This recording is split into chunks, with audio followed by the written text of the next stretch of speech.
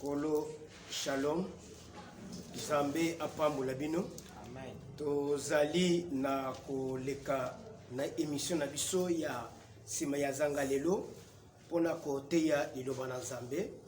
C'est pourquoi je m'en vais tout d'abord remercier bande konyoso bazolanda biso et puis nazopesa bango mbote, que ce soit en Australie, que ce soit en Inde, bande ko bazana Inde, Zamba pambola bino, ba oyo bazana États-Unis, bazali na France, Belgique, Afrique du Sud, Zambé apambola bino. Nous allons nous incliner dans la prière avant de commencer la prédication de ce soir. Père très saint, nous te bénissons, nous te louons, nous t'exaltons et nous te levons au-dessus de tout nom pour la grâce que tu viens de nous faire. Laisse à ce que l'honneur, la gloire te soient rendus. Bénis tout le temps que nous allons passer en ces lieux. Pambola biso, pambola banana biso, pambola moma oy, et te tous à la brancher, malobo tokoloba, et pesa le komona komona yo, dans le nom puissant de Jésus, nous avons ici prié. Amen. Amen. Amen. Amen. Zamba pambola bino, tozolo bela na we tali combat spirituel offensif.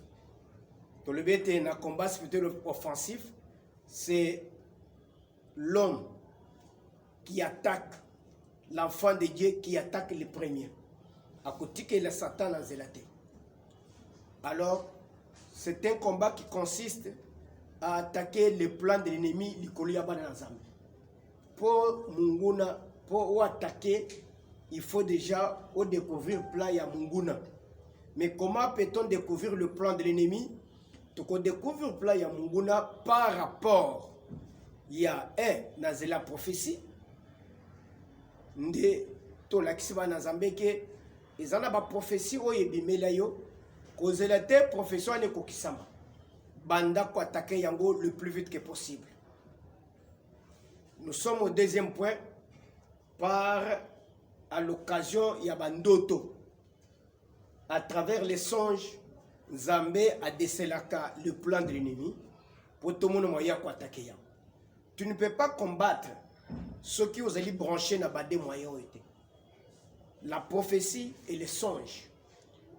Ce sont les deux moyens qui te permettent d'attaquer ton ennemi. Il y a qu'à combattre. Il y a aussi d'autres moyens qui s'ajoutent. Il y a des menaces. Les menaces qu'on vous fait de la part de l'extérieur. Il y a un individu qui parle de n'importe quoi sur toi, qui dit de n'importe quoi sur toi. Alors, ces menaces-là vous permettent de combattre aussi spirituellement. Pourquoi? Parce que quand Pharaon bazolanda bana Israël pour bakati sa mer rouge, Pharaon menaçait Israël était akanga bango azongisa bango. Et Israël avait vu les menaces, il y a Pharaon venir. Israël a bandit collé. Moïse a dit que gardez silence, l'Éternel combattra pour vous. Pour dire quoi? Les combats que Israël et Égypte avaient à mener charnellement, Israël a combattu spirituellement. C'est-à-dire spirituellement à travers un Zambé. Zambé n'a quitté à Obundé Liban. Vous dites quoi? Tous ceux qui nous menacent aujourd'hui physiquement, ils seront combattus spirituellement. Que Dieu existe. Même bateau, mais intérieurement, on n'a pas de problème avec eux. On n'a pas de tâches contre eux. Mais ils savent que ce sont eux qui nous doivent. Et réellement, intérieurement, s'ils ont l'esprit de Dieu, ils doivent se reprocher. Ils doivent se reprocher. Ils ont des dettes. Ils nous doivent. Ils nous doivent. Mais, nous, en tant qu'enfants de Dieu, on n'a pas besoin de tout ça. On veut seulement évoluer dans l'œuvre de Dieu, que Dieu puisse nous assister. Alors, il y a aussi ma révélation, et il y a par rapport. Par rapport, il y a ma menace extérieure. Il y a des gens qui sont menacés, des gens qui sont yoka. bato bazo finga yo du haut de la télévision, du haut de la chair ozoyoka. Ce sont des menaces extérieures. Bato bazo boitele yo ba message, même na niveau famille, boye bisaye boy, boye bisaye boy. Ce sont des menaces extérieures. Au côté quand le croiser ma côté, tu dois demander à Dieu ya ko abundela yo. Mais pour zamba bundela yo, il faut attaquer, c'est ça le combat qui arrive, un combat spirituel offensif. Il y a aussi Tokolo Belango et Loko Ezobima par rapport il y a ba révélation en famille na yo. Oyebi ke na famille na ngai batu bakokisaka mbula boite. Lokola ngai lelo batu bakokisaka 50 ans. Bakufa avant 50 ans. Mais lokola lelo ngai na kokisi déjà 45 ans. C'est qu'il me reste 5 ans pour mourir. Comme ça, nazo attaquer l'esprit de mort à partir maintenant. Pote, n'allez qui 50 ans. Si tu attaques, tu verras que au collègue 50 ans. Na famille na biso, basi baba la kate. Mi bali bafana kana basité. Ce sont des révélations, des réalités familiales. Et on peut commencer à attaquer ces choses-là. Natinete oye, ça ne met pas bande konayo. Et ça ne met pas nayote. On appelle ça combat spirituel offensif. On attaque l'histoire avant que ça arrive. Il y a un esprit à famille et télémaka. À tel âge, pour la combat de Kubundi Sabat, toi tu commences à l'attaquer avant qu'on commence à jouer. C'est ça le combat spirituel offensif. Alors aujourd'hui nous attardons sur les songes. Nous avons déjà qu'à un niveau ya bandoto, l'Éternel parle, comme Job a dit, que l'Éternel parle tantôt d'une manière, tantôt d'une autre. Azoloba na bandoto, na ba vision nocturne, azoloba na ba voix audible, azoloba na lulenge, mais bateau, bazo tirer attention, te bazo kebate. Alors, c'est pourquoi d'autres menaces, bataille comme ce plan à Satan, où il faut découvrir les sources. Tu peux découvrir ça par rapport à Bandoto aux Zolota. Nini. Malgré Bandoto aux Zolota, au Fandi Kaka, aux Zotala. Est-ce qu'on l'a mokate? Qu'on l'a mokate? Tozomona ndeko moko avandi alali aloti ndoto amoni basoda batindele basoda bakanga ye azokende koteka na zandu akomi na quelque part amoni basoda bakangi ye ndeko na tongo alamuki abengi musala na Nzambe papa nalali lelo na loti nazoki ezandu nake koteka nakomi na nzela basoda bakangi ngai babotoli ngai biloko nyonso yoka musala na Nzambe mama lelo kobima te fanda na ndako kotambola te soko tamboli basoda bakanga yo te mama afandi na ndako mais or basoda oyo Nzambe alakisa baza basoda mulili bitumba eza bitumba spirituel. Il faut que tu es déjà attaqué. Sambela, il y a un combat qu'on a déjà préparé contre toi. Telemela, kota ba prière. Panza ba soda wan. Ba panza na batumba. Zamba la kiso ke il y a un camp de Satan qui se prépare pour t'attaquer. Ba koko ya ba ko attaquer na ba flèche. De mon abike na lai na l'autre moni ba soda ba tel mindu ki ba contre ngai. Bazo betanga masasi nazo tout tata. Ne alike papa mikolo isoko yo kaka ke marche ezali kokende te bako beto masasi. Ka wana ezaki serement ni zo pesa bana za. Listen. Maman oya vandi un mois après akoyi malade.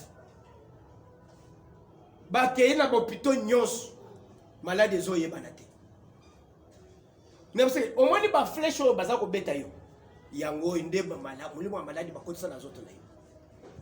luka nzambe basambelela yo nzambe na biso assister pe a soutenir yo. Je crois makambo ya bandoto bato bazolota bandoto ebele oyo nzambe azolakisa bango par rapport ya état na bango, par rapport ya bitumba ezolanda bango, bato bazokeba te. Les gens ne tirent point attention, ils ne font pas garde. Bazozelaka soki likamwana ekokokisama nde okomona mutu abandi koselama te. Ndoto nini ozolota. Dieu parle dans des songes. Nzambe na lobeli na bandoto te. Makambo ezoleka na mikolo oyo. Tala nani moma oyo kobanda sanza oyo ya juillet tina décembre. Eza na ndoto moko te nzambe alakisi yo. Ya bitumba oyo etelemi liboso na yo. Ovandi ozosela nini. Ozozeli koma na ndako po oya koluka nzambe. Mais tu ne peux pas attaquer ça de loin. Amen. C'est pourquoi na sengi bakotangela biso tozana kaka ya bandoto Daniel chapitre 2 à partir du premier verset. Daniel chapitre 2 à partir du premier verset, nous lisons au nom de Jésus. Amen. La seconde année du règne de Nabuchodonosor, Balebete deuxième année ya bokonzi ya Nabuchodonosor, il y eut des songes. Aye kozwa ndoto nazo mituna na seconde pa moitié ya année oyo ndoto nini ozwi. To bandi dernière partie ya année oyo 2020 ndoto nini ozwi. Pe na ndoto yo ozwi ba précaution nini. Ofandi kaka na ndako ozozele kokisama. Bible la seconde année du règne ya Nabuchodonosor azwaki ndoto. Na moitié oyo, seconde moitié oyo ya année oyo ndoto nini ozwaki. Nalingi mutu nyonso azongela no bandoto na ye. À revoir tout d'abord l'évolution de sa vie. Ndoto nini oloti. Message nini bapesi yo. Toke papa. Il avait l'esprit agité et ne pouvait dormir. Pe ndoto wana etungisi mayele ne makasi akoye kolala te. Le roi fit appeler les magiciens, Mbala moko mokonzi abengi ba magicien. les astrologues, les enchanteurs et les chaldéens. Abengi batu nyonso oyo batalaka sanza batu o ba chaldéen ba magicien nyonso abengi bango. Pour qu'ils lui disent ses songes. Po balobele ndoto wana. Ils vinrent et se présentèrent devant le roi. Baye batelemi liboso ya mokonzi. Le roi leur dit, Mokonzi alobi, j'ai eu un songe, nazwi ndoto mon esprit est agité, pe mayele na ngai eza kimia te. et je voudrais connaître ces songes. Nalingi nayeba pe ndoto wana. Les chaldéens répondirent au roi Ba chaldéen batuni roi. en langage araméen. Toke papa. Ô roi, Mokonzi vis éternellement. umela. Dis les songes à tes serviteurs et nous en donnerons l'explication. Pe biloba ndoto na yo epai ya basali na yo pe basali na bakopesa explication. Le roi reprit la parole et dit aux chaldéens, Mokonzi a reprendre maloba lobi na ba chaldéen. la chose m'a échappé. Eloko wana ekimaki ngai. Amen. Alobi ete eloko ekimaki ngai. Tozolobele likolo ya bandoto nakoki koleka te sans pour autant épingler ce point. Roi alali na ndako na ye. Bape nzamba apesi ndoto par rapport ya vie na ye. Mais ndoto ebungi. Alamuki na tongo ayebiki na loti ndoto ya mabe nazoko ko reconnaître ndoto. A reconnaître yango. Yango na zina yebisa bana na nzambe. Kobongisa bandoto ezali elembo mabe na vie ya mwana na nzambe. Ceux qui ont mené aux autres bandotes, aux autres lisusu te, luka nzambe. Si tu as péché, répands-toi. Zongela nzambe, natine te oka. Parce que ndoto ndenge balobaka ezaka tableau de bord ya vie ya mutu. Ndenge talisaka mutu façon oyo akoki kotambola na bisika azali na makambo ekoyela ye. Mais soki yo lelo ozolota bandoto ezobunga, c'est que oza mutu te, oza mutu ya liwa te. Nazobisa ke bato nyonso oyo balalaka balotaka bandoto bakangaka te, baluka basala na zamba basambela bango po te baremonte bandoto na yo. Ndoto na yo ezongela. Peut-être c'est le canal le plus sûr oyo nzamba koza nazo lobela yo, oyo nzamba koza nazo fungolo makambo. Mais yo ndoto bakanga ndeko ya loti ndoto me abungisi yango. Yo lotaka ndoto bungisa kango. Pourquoi? Mutu akoki kobungisa ndoto aboye kokanga ndoto pour des motifs, même plusieurs motifs. Un, on l'a envoûté. C'est quelqu'un qui est envoûté, de sorte que akanga bandoto na yete, et celui qui l'envoûte est à côté de lui pour à découvrir yete. Au cause de l'ozon wana nandoki, ndoki wana envoûté yo pour oyeba yete, c'est-à-dire abouiller carte ya bandoto na yo. C'est ça la première. De deux, tu peux être dans une église ou bien dans une assemblée ou bien dans une agglomération quelconque. Bipa wani bozana mukani, mukamazana misala mabe a bloqué bandoto na bino pour bomo na yete. Ndo mona kana ba église mususu, o moni toboy prophétie.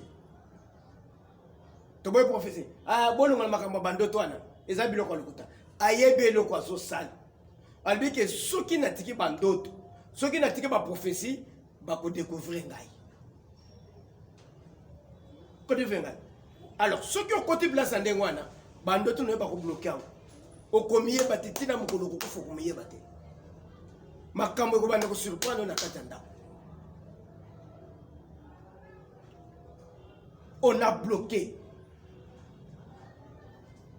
Si Nzambe a bloqué Kindoto ya Nabucodonosor, c'était pour donner gloire à son nom, pour remonter la dignité de Daniel. Parce qu'il y avait quelqu'un qui pouvait connaître les songes et les discerner. Roi Bengi Batu, alibete boya, bo discerner, bo pesanga indoto. Langage na Nzambe ba interpréter kango na n'importe qui te. Un magicien est limité. Ya una zo bisa ke ndoko zo bundisa yo aza limité. Kobanga yete. Il est limité, il n'est pas plus que Dieu. Pourquoi tel est un magicien? Parce qu'il faut découvrir un d'autre. Parce que Bobi misa d'autre. Peut-être beaucoup font la d'autre. Beaucoup peut s'en des explications. Roi et bungi. Tu peux être aujourd'hui un directeur. Au fadi aux amis tombons rebelle. Mais ceux qui osent l'autre ou bien osent l'autre bandote aux bunga yo. Keba aux amis tuyalibung. Bon on a ça et ça de côté. Luka basali na Nzambe. Luka Nzambe Zamba fungola bandoto na yo. Zamba fungola bandoto na yo. Vous savez, à travers les songes, il y a beaucoup de choses. Oyo Zamba l'exaka biso. Dieu doit vous parler. Ba message belé musu tozo pesa, c'est à travers ba songe. Yangoune na lingina yeba nanya kanga bandoto na yo. Yo lotaka susu te. Oyeba kate ko découvrir vie na yo. Mutu alobelaka yo susu azate. Ndoto na izana niveau ni. Il y a des endroits au Kota, les songes sont bloqués. Bamaj bakoti epa ya Hérode. Tango bakoti étoile les salines et bungi. Occupé ko bungi sa bandoto na yo. Na libala au Kota. Na église au Kota. Même en entreprise au Kota. On peut tout vous bloquer. Au bungi sa bandoto na bungi. Moyen oye mieba ezate. Or, Bible les autres qu'un peuple sans révélation est un peuple sans frein. Le col là-bas kangi va bloquer. Aux années sika okende. Moyen au bunda ezate.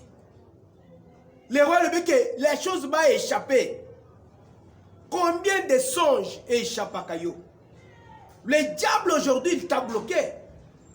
Pour découvrir vie na yote. Oye bateke ozana niveau ni. Na lingi to sambela na yo lelo.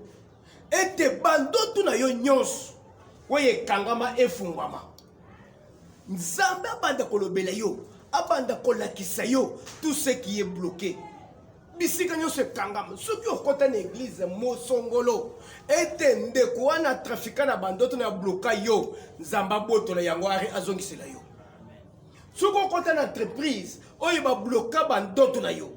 Nzambe a récupéré ngo azongisela yo. Nous avons le droit ya kusambela bandeko okomiye bandenge nini okobunda ndenge nini okosambela ndenge nini. Si tu ne connais pas ces choses, connais pas ces choses.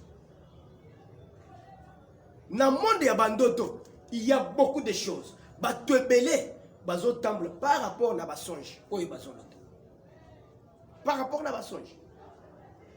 Mais yondo to bakanga olota ressuscité. Et un autre point, tu peux kozanga kolota na yezani ozolala, tu n'as pas la possession sur ton sommeil. Ozolala lokola ngulu lokola ntaba. Ola muki na distraction. Ndeba kutune olotini na yenga na lota bate. Et tu crois que c'est bien? Non, non. Mais roi païen Nabucodonosor à l'otaki. Azoki ndoto. Pourquoi yoko kolotate? Kolotate. Ndoto ezalaka te pona mwana nzambe te. Même atamu pakan alotaka ndoto. Nzamba le bene na bandoto. Tout ça pourquoi? Pour te prévenir du malheur. Je voudrais les lots. Voyez, bitam to sambela kana batu lobby. Je vous dis bandoto oyo batu ba pesinga les lots. Et pesina courage. Yake to sambela. Et pesina ba directive ya kolanda. Taba kolanda. Tu as papa. Na yeba na lali na loti batindinga ba soda ebele bazolo kisangai. Ba que tozo lukisa yo. Ba la kisinga na bato yi bazola kisa ba soda wana po ba ya ko atteindre ngai. Or bato ni akasike baza bato balamu. Akanisike bato wana baza bande kunaye bakoyo ko fana bango, bakoyo ko solola bango, ko lia na bango zokande bango ne ba fongola ka porte. César bato musu ba yaka na ndako na yo. Okanisike baye ko tala yo te, baye de ko fongola porte po ba beto ba flèche. Mais biloko nyo soko yeba ndenge nini. Soki nzamba révélé yo te. On parlera des songes les dimanches. Mais aujourd'hui, na lingo sambe. Ete nzamba fongola bandoto na yo. Eza babi bindote lete. Bandoto ya pambo lota te. Oh nazolota nazo kende fete. Oh nazo kitana ngomba nakamati moi plastique moko na chena ngomba na fandeli yango babendi boy na ke na seri muketi na se batu babeti baboko. Wane za ndoto, wane za makambo saraki na moi. Nde ozo ya kolota na buto. Zamba pesa yo bandoto na yo normal. Satana koko distrait yo kangi bandoto ya bien, apesa bandoto ya lukuta pour te distraire. Je voudrais qu'à travers ces enseignements, Zambe na biso ala kisayo na buto le temps yo kolala ala kiso bato yo bazo bundisa yo. Côté bitumo na yo utaka. Makambo yo ekangami pourquoi? Qui a la base? Il y a blocage ya vie na yo. Vie na yo ekangameli wapi? Vous savez, il y a un frère Azo Sambela. Azo Sambela Zoluka Bande. Qu'est-ce que je peux faire pour te makambo na ngai funga? Vi na ngai ekangambeli wapi? Alali na butu. Bazo la kisaye azaki na campus. Azo tanga. azo koma ba note professeur na bango moko azo ça le dicté yazo koma très bien parce qu'il était très intelligent parce qu'intelligence c'est monté on a quand même na écriture na. Alors a commis très bien quand le professeur est en train de contrôler les notes aye comment le bandit les équipes qui toquent ma casse alors lui donne-moi tes notes je vais aller tourner les syllabus na koya nango pour na koya côté akamati ba manuscrit a pesier ndeko akei ba beti syllabus ayena ba syllabus au lieu azong c'est ndeko manuscrit a pesier syllabus au fele ba tumso ba somi $25 $27 il a pesier syllabus apa ah mais mes notes non les syllabus ça c'est plus que les notes d'ailleurs là-bas j'ai ajouté d'autres choses que tu n'as pas acheté dans les notes à comprendre que professeur alingié a kabele syllabus zokande professeur azu ba note na ye il y avait un problème. Ndeko aïe aussi sa classe. C'était un médecin, docteur. Aluka Moussala, même dans la polyclinique à Zouate. Azozo Moussala Kaka, na moi, au moins, centre de santé de boîte de secours. Il y a boîte de secours, parce qu'Azozo Moussala. Père, comment la tête? Ce qu'a salé moi, tête, tu ne travailles pas bien. Oh, bah, moi, tu travailles bien, mais on n'a pas l'argent à te payer. On a honte de te garder. Et le médecin chômeur.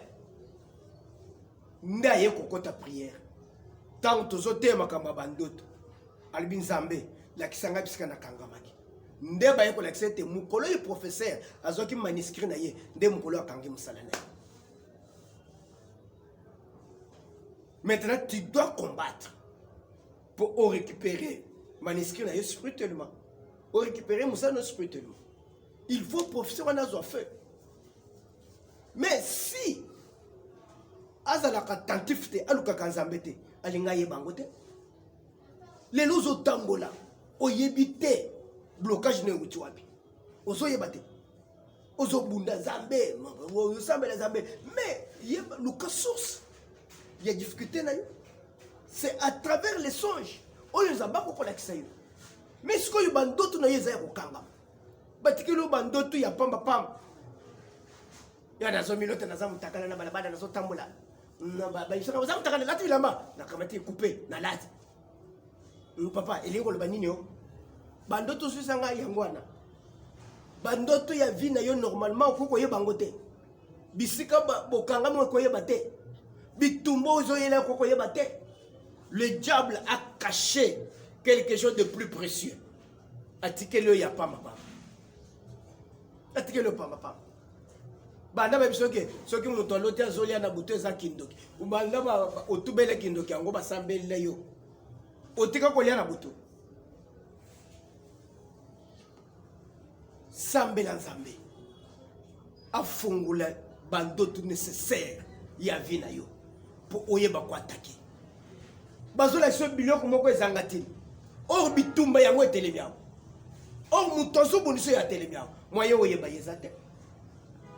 Il a camouflé le tout. Les rois à l'autre ndote bungi. Yo pe olotaka bandote bungaka. Olotaka bandoto ozana discernement te. Ovandikaka ele kanibo. Tikete à travers bandoto na yo. Zambwa likolo apé son discernement. Afungole la yo. Vous savez, il y a des songes. Une fois que vous l'ôtez, même à taille, je dis que zonge pas dans ça. Sambe la zambe. La kisanga ndoto d'une autre manière. Facile. Il y a kenga imoko na comprendre dans ce discernement. Ba ko sa yote, mutu nyonso, soka 5 don de discernement za ba ko pesa ye. Da ba ko pesa ye. Tikete nzamba pambola yo. Tout sambe la.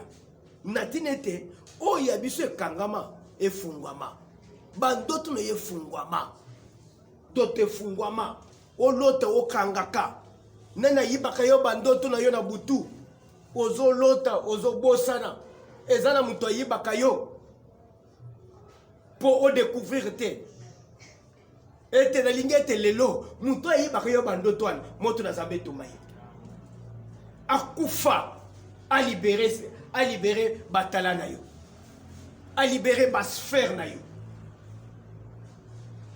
Tikete kola pambola yo, kitisa mutu na yo, tozo pambola Nzambe.